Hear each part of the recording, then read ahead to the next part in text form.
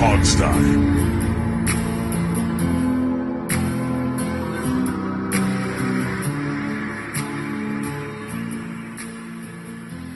Hey everybody, and welcome to the Hogstye as we get ready for the Dallas Cowboys. It's Dallas week. That's exciting. It actually means something right now because the winner of this has a good shot at being the winner of the NFC East this week. And so we're actually playing meaningful football now as we get ready for this final 5-game stretch for Washington. It's Alex here with you. I got Steve and Jamal with me, so it's a full crew. I'm excited about that part too. We got a lot to talk about this week with Dallas coming up. We have some roster moves that we got to go through first. Of course, there was Brett Favre and Taylor Heineke did a podcast together. I'm not really sure. Apparently, Brett Favre has a podcast. Who doesn't have a podcast at this point? You know, we started this thing 5 years ago, and I think we were the first guys to come up with this idea of let's do a sports podcast. You know, we were original. And now everyone does it. Yes. Everyone ripped us off. You're here with the original people. We're the pioneers of this medium.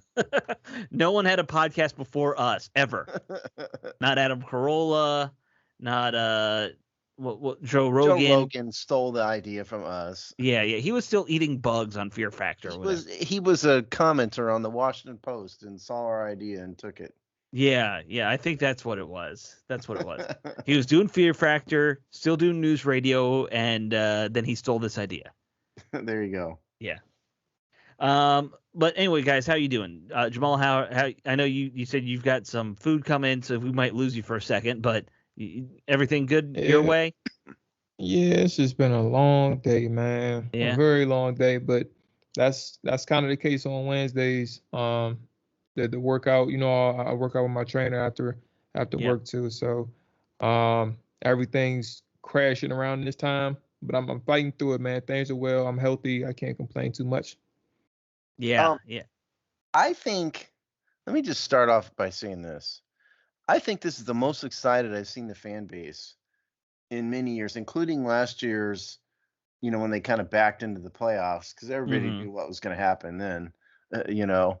And I don't, maybe even since we started this show, since we started this site, I think the fan base now, and you guys have the pulse on Twitter and all that far more than I do, but I just get the sense the fan base is legitimately excited about this game in a way they haven't in a really long time. I don't think you're wrong because, you know, one thing I mentioned casually and you didn't know because, again, you just don't track as much on social media anymore. This is going to be the first sellout of the year. The team has announced that they're releasing standing room only tickets, which they haven't done that all year. So that's several years out. No, I mean, you told me 5 minutes before the show about that, and I had not heard that. I can't imagine they've had a sellout in a long time. Yeah, that's the case. I know the secondary market right now for this game is nuts. I mean, I've looked myself at one point just out of curiosity. Now that I am gonna pay $500 to get 400 levels tickets, but you know that's what I saw. You know, those prices are out there now where it's $490 for a single ticket in the 400 level, or you know the top tier. Yeah, that's nuts. It's annoying. I'm not even. I think it's funny listening to people online. You have a section of the fan base who are upset that the prices cost too much, and then you have a section of the fan base who are mad at the people who are mad at the prices. And in my head, I'm like, are you seriously upset that people aren't willing to pay upwards of $700, $800 for 2 tickets? Obviously $400 or $500 for 1 ticket for a 6-6 team, a team who is just now turning things around seemingly. Like, are you mad at people for not wanting to pay for one event in this moment when they're 6-6? They're not even 10-1 or 11-1. In all 6 games. Come on, man. Like, lighten up on the people who are upset at the price. Like, it is what it is. I understand prices go up when the teams are better, but this is a situation where you got to understand the context. Like, these guys been hiking up prices for years. Come on, man. Well, for you communist leftists out there, this is called the free market economy. So take a lesson, kids. At some point there will, the prices go up when demand goes up, and at some point the demand, the price is too high, so demand goes down. This is how it works. So no, I mean, personally, there's a rule.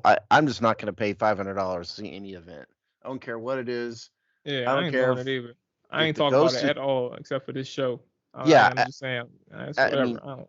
the ghost of Jimi Hendrix could come back to do a concert, and I would not pay $500 to see it. But I'm cheap though. I might pay $500 if an actual ghost of a celebrity like just shows up like that. And I don't mean CGI crap. I'm talking real ghost. If the Yes, ghost of Jimi Hendrix showed up, I would not pay the $500 to see him. Well, I've never seen an actual ghost, so I might pay like any ghost. I'll pay $500 to see a real ghost because that proves like some weird afterlife thing that I don't believe in. So if you show me a ghost, and I'll give you $500, like a real ghost. Somebody show me that, you'll get the money.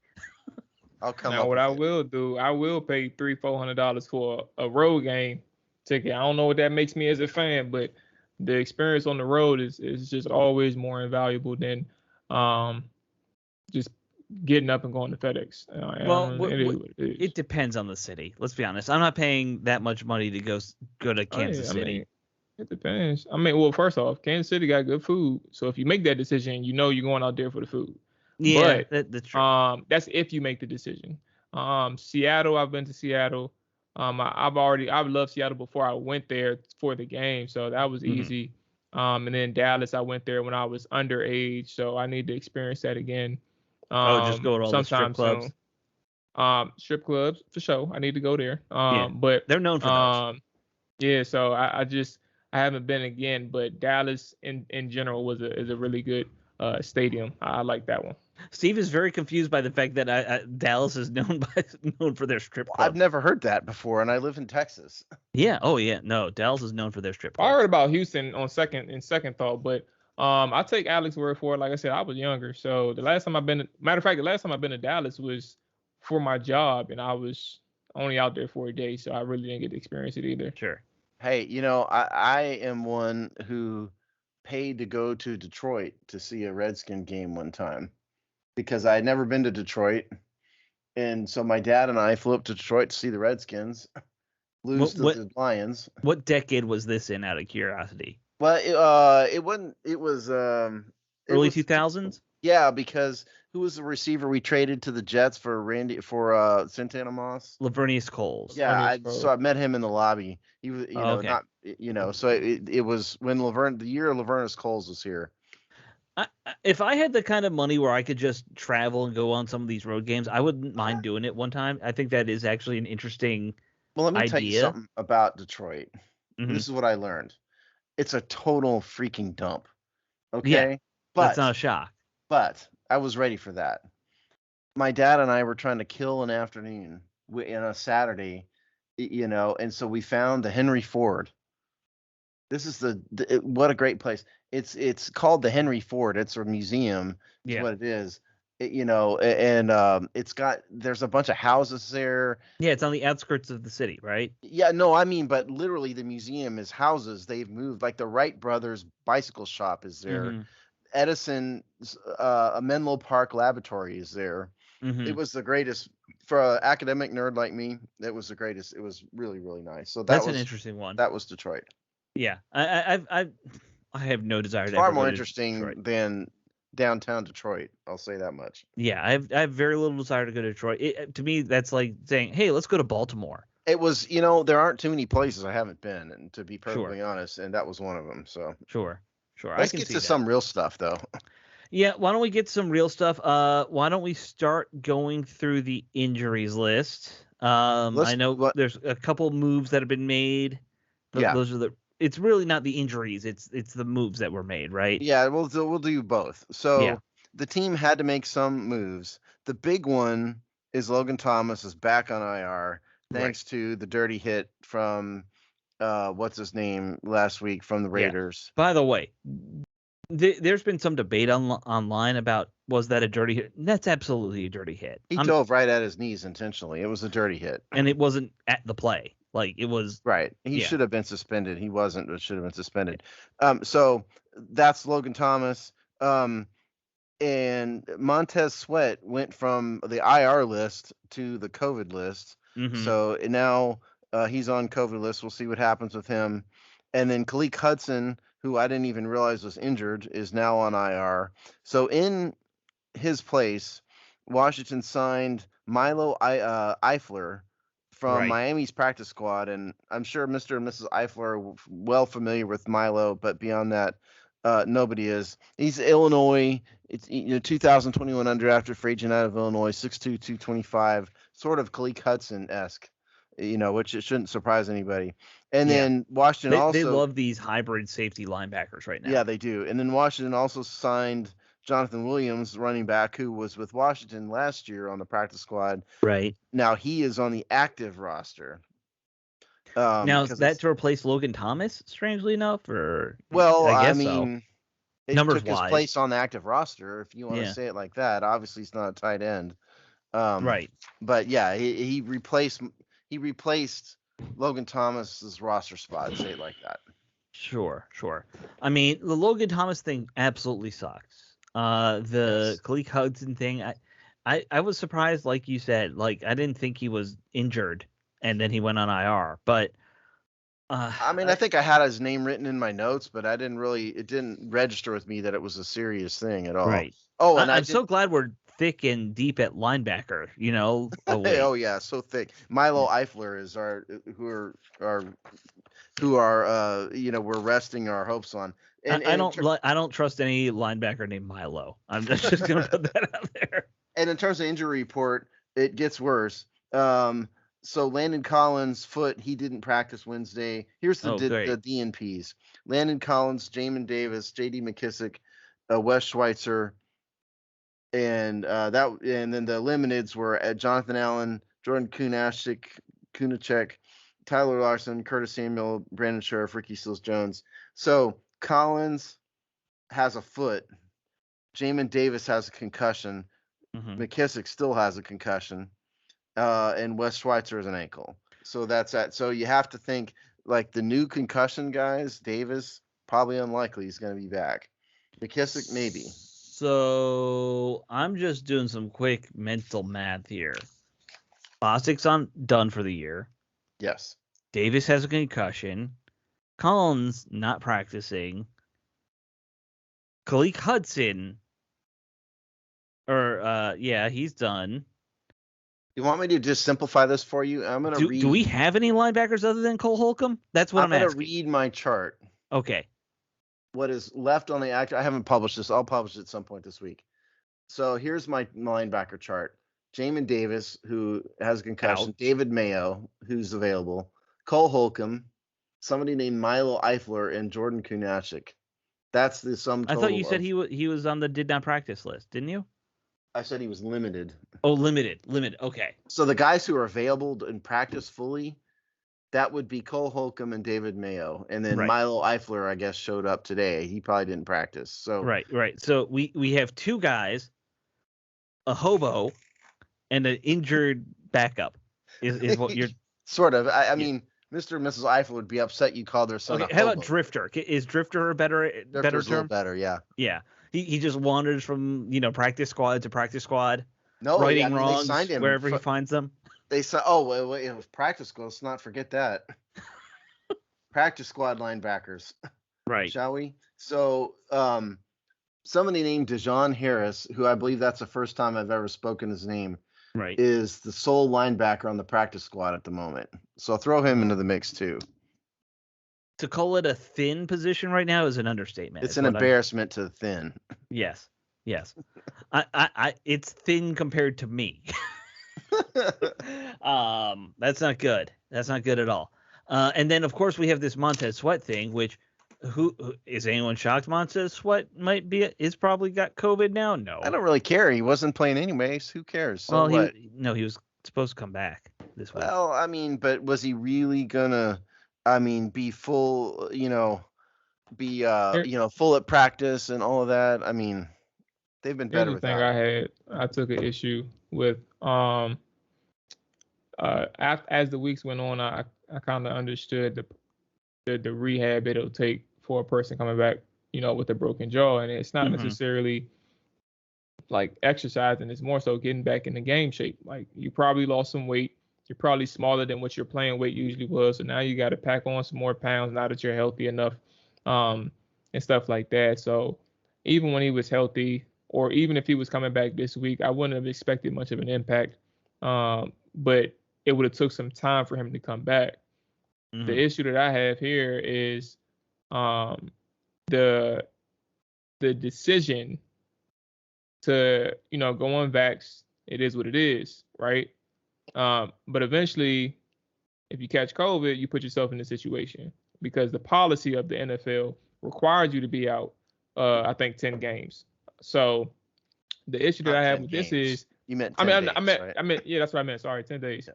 The requirement here puts him in that situation where now that, you were slated to come back, get back in game shape. Now you have to wait an additional 2 weeks, at least, or at most 2 weeks, I would say. But minimum 1 game because you caught COVID and you're unvaxxed. Again, it's your decision, but the consequences are felt throughout the team because they were expecting you back. So that's kind of where I'm at with it. It is what it is, but now he has to take a longer time to recover, not just from the jaw, but now he has to recover from COVID, however that may have affected him. Yeah. I mean, look, it's his choice, but it does impact others, or impact this whole team.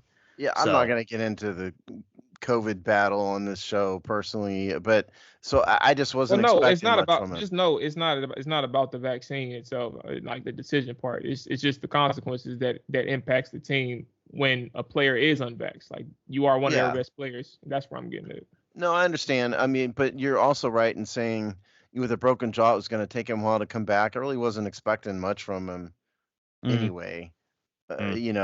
So, and frankly, the team's been playing better without him, to be perfectly honest. Defensively, they've been playing more better without Chase Young and Montez Sweat. I don't know. He hasn't had anything to eat. He's lighter. A small Montez Sweat might be a good linebacker. They might, yeah. They might be calling you and me and Jamal to sign up to be linebackers at some point. They may as well, because they're pretty desperate here. All right, why don't we talk about this game we got here? It is Dallas week. This game has, huge implications, if they win or lose. Frankly, no matter what happens, it's got huge implications.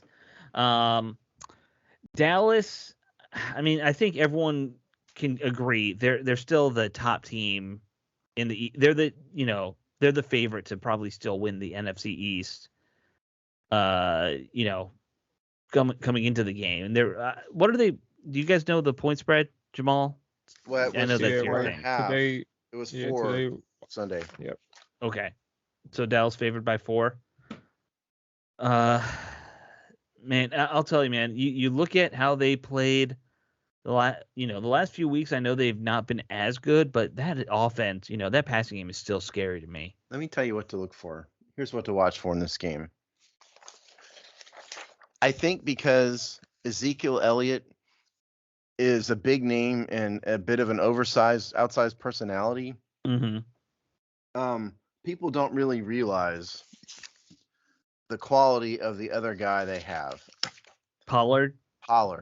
Yeah. Yes. And what I realize, and Pollard is averaging 5.6 yards per carry. Oh, yeah. He's a better running back right now, right? Right now he is. But here's what I noticed. Here's what I want you to watch out for.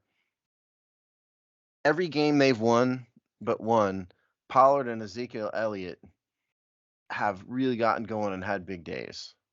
The games they've lost, they haven't. It's really for Dallas in 2021. Yes, Dak Prescott, elite quarterback, CeeDee Lamb problem, Amari Cooper problem, all of that. But it's when they get their running game going, those two guys, Elliott and Pollard, as a dual-headed threat. Because, again, that's what people don't understand. I mean, Elliott's got 173 carries, but Pollard has 107 himself. When those two guys both get going and both start racking up yards, it's going to be a long day. And that is what you need to watch for, is that's the single biggest factor I can see here. That in The other thing is, well, we'll get to defense. I have a defensive one, but on offense, that's it. It's if Elliott and Pollard get rolling, problem. Yeah, I'm looking at their week by week numbers, and definitely that is, at least for the first half of the season, they were putting up close to 200 yards a game. It looked like Yes. for a good chunk of And time. they've fallen off since then. And granted, they've played a few better teams, but point is, that's what really gets their offense going. At least this year, that's what you'd think it'd be Dak Prescott, but it's really been those two guys. Yeah, no, that is kind of unique or not unique, but unexpected. Yes, I think because look, Elliott's got reputation. I am not afraid of Ezekiel Elliott like maybe 3 years ago or whatever it would have been when he was really in his prime. He has fallen off as a running back. He's still dangerous, but he's not what he was. So, Jamal? Yeah, I was just going to mention. I think this week does provide a test for Washington. Washington is one of the best defenses in the NFL in rush defense, but more importantly, yards per carry. And the Cowboys have struggled lately in terms of running the ball and establishing or being consistent in the run game. As the season has moved along, we've had narratives for Washington. They've been the get right team for probably it's been 13 weeks they played, or excuse me, 12 games they played. They've probably been like the get right team for probably about 6 of the games that they've played. And that's been a true narrative in this game where two teams are essentially, one team is fighting for the division, another team is trying to maintain the number one spot. This is a different yet similar circumstances Washington find themselves in. Again, this is a team that's struggling. I was talking to somebody earlier today where they mentioned that last week against the Saints, the Dallas Cowboys, that was their first game in the history of these guys being together, where Tyron Smith, Dak Prescott, Ezekiel Elliott, CeeDee Lamb, Michael Gallup, and Amari Cooper all played together. Like It was their first game ever since they've been on the team that they played a game together. And so these guys have been struggling, man. And when Steve mentions the run game, that is very important.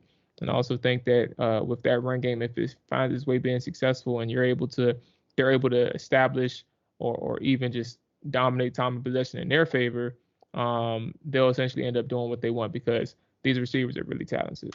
Yeah, that's exactly right. If Dallas's run game gets going, it's the classic case of the offense opening up in every other way. And when they have all these talented receivers, CeeDee Lamb's had some hands problems this year and all that, but he's a talented guy. And obviously Amari Cooper is an elite receiver. So, and Michael Gallup, I mean, they've got talent. They've got a ton of talent.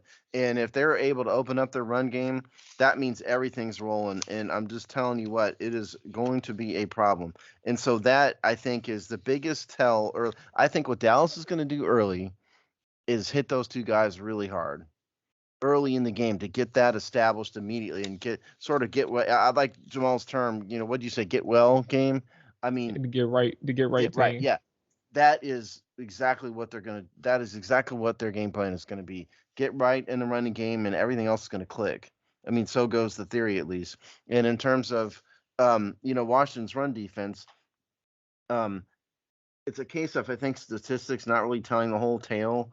They are third in the NFL in rushing yards surrendered.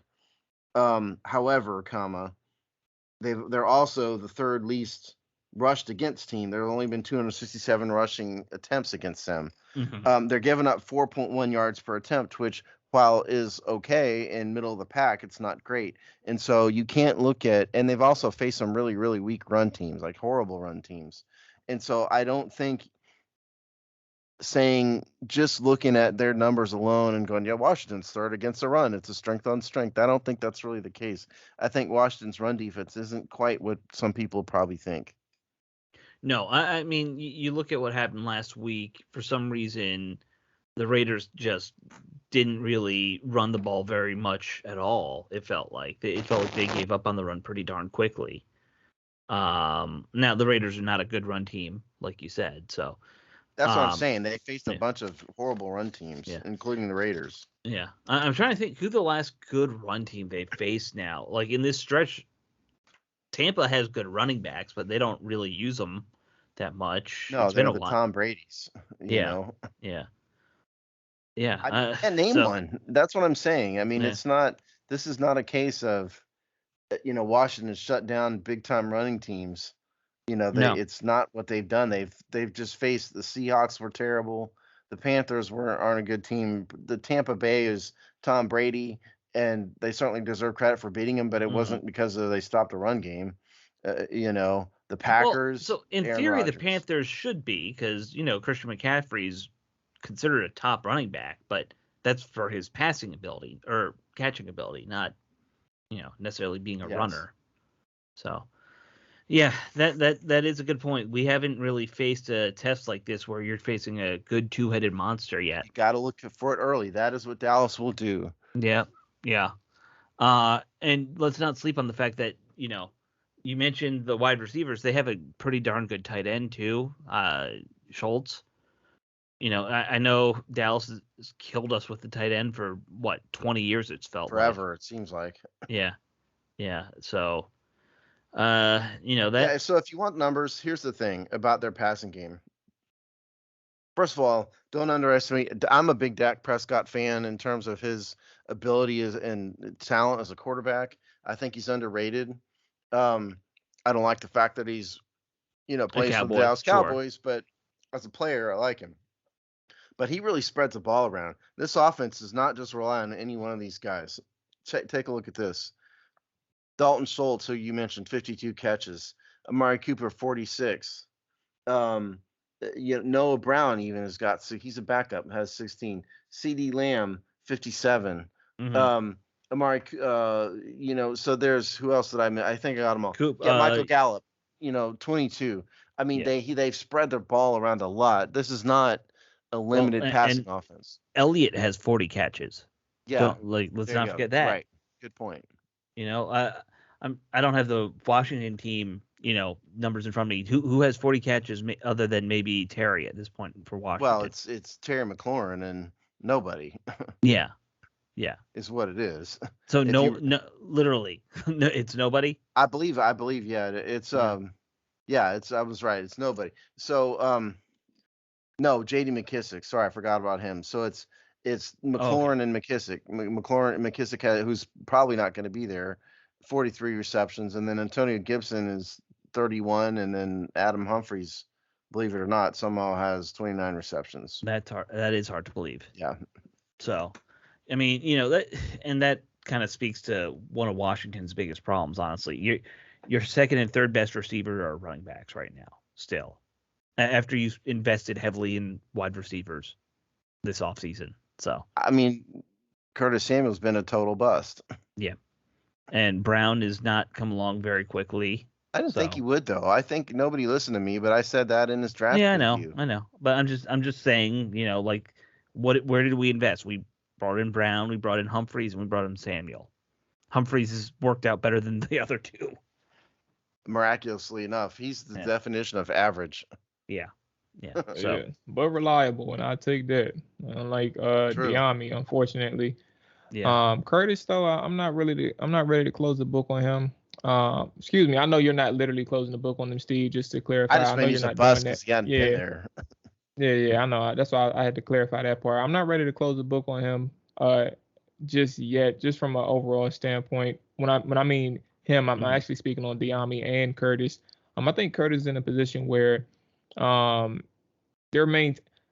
think it's a theory. I'm not going to sit here and say I have evidence, like physical evidence or anything. This is all circumstantial, but I think that they're in a space with Curtis where they're starting to understand, or they've understood it for maybe a couple of weeks now, the severity of his injury, and where he is right now. And I think what they're doing is finding the proper way to manage him in game without, re-aggravating anything. And while you can never predict or project, if he'll get hurt again or not, you don't know. The best thing you could do is maintain it to the best of your abilities. And I think what they're doing is they're gearing him up for these last 5 games. I think they're in that situation where they understand if we can get him healthy. I would like for it to be this game, but I don't think it's going to be this game. But if we can get him straight for like the last 4 or the last 3, then we'll take that and we'll have him for the playoffs. And we'll go from there. But I think that they're gearing up, understanding the situation where they are with the standings, understanding where he is and how he can be impactful down the stretch, so on and so forth. So with him, that's one thing. Diami, I don't know just yet. He's just been quiet and not good. I think I keep, after watching Curtis Samuel in the 5 seconds he's played this season, I really go back to what Mark Bullock told us on this show back in August or whatever about him. Mark called him the gadget guy, and for some reason that stuck with me. And after watching him play, I think he's kind of right. I'm not sure how good Curtis Samuel is. It's just a pure route running wide receiver. We haven't seen that a ton from him, but we've seen him take snaps out of the backfield, and some other things. And so I'm not sure that long term Washington has its answer opposite Terry McLaurin in Curtis Samuel. I think he's going to play sort of the yin to the yang that J.D. McKissick plays a little bit. That's kind of where I see Samuel. And not to say, I mean, Jamal's right. I mean, if he gets healthy, comes back for the playoffs, great. But I guess my point is, I don't think that he's going to be the answer to get teams to let up some of this coverage they're rolling over to Terry McLaurin's side. Right. He could be a 500-600 yards season guy, or maybe even more than that. But he's not a 1,000-yard receiver. He's going to get that running and receiving. He's the all-purpose yards guy. Yeah, exactly. I think that's a good way to put it. Which is, like you said, that's also what McLaurin does, or not McLaurin, McKissick. Yes. Too many people with a Mick as the start of their name. Yeah. Speaking of people like that, let's go with Mika Parsons, who's on, the other side of this whole situation for Washington this week. He is doing what I kind of think we all thought we would have in Chase Young. Yes. He's a nightmare right now, just wrecking everything. He's the defensive player of the year, defensive rookie of the year is what he is. No question. 10.5 sacks. Yep. Yeah. Yes. I mean, he's a linebacker, not a pure defensive end, but I think that is what everybody hoped Chase Young would have been. He's an edge rushing linebacker. That's, yes. I mean, he's Brian Arakpo, or he's doing that thing. Yes. He's a 3-4 outside linebacker is what he is. I think he's a nightmare. He's he's wrecking things on weekly basis, and I mean, you got Cornelius Lucas on the right side, who's average. You got Charles Leno, who I begin to think is below average. Yeah, average at best. It could be a problem. I mean, this may be a game where Taylor Heineke is running around for his life a little bit. Oh, and you don't really have good blocking tight ends. Let's add that in there too. So you can't really give a lot of help to stop this guy. Yeah, man, I'll tell you, like, I understand there were character issues when he was coming out, and that's why a lot of teams. But right now, everyone who didn't draft him beforehand is kind of looking foolish, because he's just he not only I wouldn't say he's just the defensive rookie of the year. He's probably a better rookie than just about anybody on offense too. At this point. Yeah, well, the awards don't work like that, but yeah. I know, but you know what I'm saying. Like, there aren't many offensive players who I'd take over him either right now. Yeah, he's a problem. And the other problem, the point I was going to make about the defense earlier, is interceptions. Oh yeah, they do make a lot of turnovers, don't they? They're very fortunate in that department. They get lucky. I'm not gonna lie to you, they get very lucky. I know, like, there is some skill involved in terms of being opportunistic, but sometimes these guys, the people that they're playing, just make stupid mistakes or literally drop the ball, and it just so happens the Cowboys defender is right there to catch it. Like, it just is what it is with that team. I'm not going to take completely I'm not going to take credit completely away from them, but what I will say, to your point with the turnovers, if you're this lucky this late into the season, I doubt that luck stops in week 14. So you have to be extra careful of the ball. You have to make sure you capitalize when a pass is thrown to you or a defender is tugging at the ball or ripping at the ball if you're a ball carrier. Yeah, and they're lucky to the tune of. I hear what Jamal is right. I mean, some of the stuff's fallen into their arms and all of that. But they have 19 interceptions on the year, which is the most in the NFL, and they're +7 turnover ratio. If you want to compare that to Washington, who only has 6 interceptions on the year, right? And Trayvon Diggs all by himself has got 9 interceptions. That might be leading the NFL. I'm pretty sure it is. Yeah, it's up there if it's not. So turnovers, I mean, on offense, stop the run. Defense, turnovers. And the other thing is they've got to convert third downs. I didn't realize how good this defense is on third downs. The second in the NFL in third down conversion rate, 31%. And Washington's been bad on that all year. Yeah, they've been better lately, but season long, yeah. So keys to the game, I mean, they've got to win the turnover battle. They've got to limit the effectiveness of Ezekiel Elliott and Tony Pollard. Yeah. And turnovers. That's the keys to the game, I think. I mean, these are some classic, things that you obviously want to do every time, of course, but you look at just how Dallas has been beating people, and it is with those couple of things, right? I mean, that they're playing some classic football, in that respect. Really though, you look at the turnover thing. Diggs is the reason they're having so much success, no question about that. He's got 9. The next guy is Brown. He's got 3. I'm not as worried about a guy who's 3 picks versus a guy who has 9. That's a lot. 9. I don't think there are that many players who have had a 9 interception season at this point in the with 5 games Darryl left. Green did, but a couple times. You have to go back a ways to when guys were doing that more often. I mean, what do? You just basically, all right, Trayvon Diggs is there. I'm throwing to the other side of the field. Is that what you're going to have to do this whole time? I don't really know. If you're Heineke, just play keep away with this guy. For the record, that is leading the NFL. I've looked it up. I kind of, I kind of figured.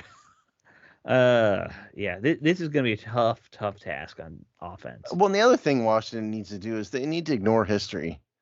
Because other than the 2 games they won last year, Washington's been spectacularly unsuccessful against the Dallas Cowboys and for years. Yeah, but it's and sometimes I think the tide of history kind of turns against Washington a little bit, and I think some of that stuff gets in their head. But this is a game. It's a new team. It's a new coach, a new quarterback, new guys. I think you just ignore all of that and just play the game and focus on the game. I think they'll be much better off. Yeah. All right. Do you want to just do predictions and wrap this thing up, guys? Yeah. Let's go ahead and do it. Jamal's got dinner to eat first. You know what's crazy? I'm glad you brought that up. These assholes. I'm not even going to I'm not even going to call out the companies, whatever. They resolved it. And gave me my money back plus credits. But these assholes delivered. First off, they took longer than expected. But then secondly, they delivered the wrong food to my address.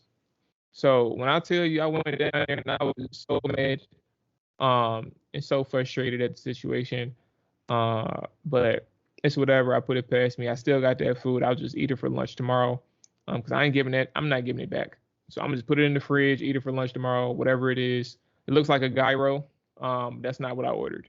Okay, so did you say gyro? What's it called? A gyro? Gyro. A gyro. Or gyro. Gyro or gyro. Gyro is the white person way to say it. Gyro is the Most Middle Americans, Jamal, say hero. Yes. Well, no, hero is a submarine sandwich. Most I'm gonna just Americans say, I'm say gonna hero. say, That's what I'm telling you. I'm gonna say euro. I'm gonna make it. I'm gonna just say euro, and just blame my accent for not being able to pronounce it right. So I ordered a euro. I mean, they gave me a euro, but that's not what I wanted. Either way, it's for lunch tomorrow. It's whatever. But like gyro or gyro or whatever we're saying, it's still delicious.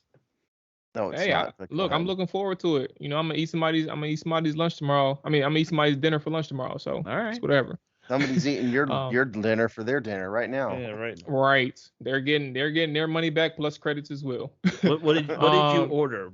Out of curiosity. So I ordered a bowl. Have you ever been to Cava, Alex? Yeah, of course.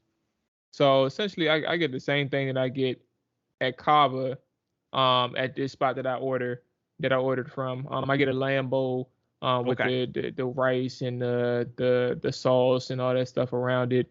This place that I go to is just like 2 steps below Cava, and I just deal with it sometimes. Gotcha. Because they have good pita bread. But let's go ahead and get to this, because I know Steve is, you know what I'm saying, he's not a food guy. So yeah. So I had falafel. Steve would probably puke rather than eat falafel. So I have, honest to God, this is my last food. And we've got to get to football because I'm going to hang myself. I have, in fact, brought a Subway sandwich into a fancy restaurant before without any shame at all. I don't think you've ever done anything with shame. You have to have shame to do something. No, I have no shame. Yeah. All right, let's do this. I sat down at a table and ate my Subway let's do this because Jamal's got to go find something to eat now. So yeah, right. It's unfortunate. I'll go. It's gonna be a hard-fought game, man. I'm not gonna lie to you, and it's gonna be moments like I thought in the Seattle game where they'd be challenged. No, excuse me, the Raiders game. I'm sorry, not Seattle. I think there was gonna be moments in the Raiders game where they'll be challenged. I think that same thing exists. That same challenge exists here. How do they respond? I think Washington is in a space collectively where they rally, but they also never believe that they're out of a game. So with that being said, I will go Washington. I think I had said 24-20 earlier, or 24-21 earlier. I think I'll stick with that, 24-21. Both teams are able to score 3 touchdowns at least. So I'll go 24-21 Washington. Okay. Yeah, this is a hard one. It really is. I believe in Washington enough at this point to think that they're not going to quit. They're not going to roll over. They are going to play a hard-fought game. Dallas has struggled recently. They lost to the same Raiders team that Washington beat last week. Mm-hmm. You know, they also lost to the Broncos. So I'm gonna go against my naturally pessimistic nature here. I'm gonna say Washington ekes out a victory here. I think you have to score a lot of points to beat these Cowboys, because they can score a lot of points. And so I'm gonna say this is something along the lines of, because I'm gonna say maybe 28-24 Washington. Okay.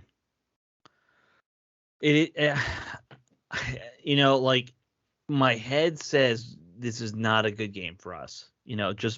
I'm like you, Steve. I've been beaten down too many times. I'm pessimistic. Yes. But my heart can't just let me pick. I can't pick Washington to lose to Dallas. I wouldn't be able to sleep at night if I did that. I normally pick Washington to lose to Dallas on this show. Yes, but as we've said, you have no shame. I would feel so much shame if I picked Dallas ever. Gotta be honest, man. Yeah. That is me being honest. All right. I think this is a close one. I think it's high scoring. I'm going to go 29-27 Washington. Oh, bit of a weird score, but that's where I'm trying to sit there and think, how do you get to 29 points? But okay. You missed some field goals or some extra points, or maybe a 2-point conversion somewhere. We do have the lead singer of AC/DC as our kicker. Yeah. He's bound to miss some. Crazy things happen, man. There's someone scored 29 points before, right? I mean, it's happened. I'll take it. If Washington wins by that score, we'll take it. Okay. Yeah. All right, guys. We will talk to you after the game. Later.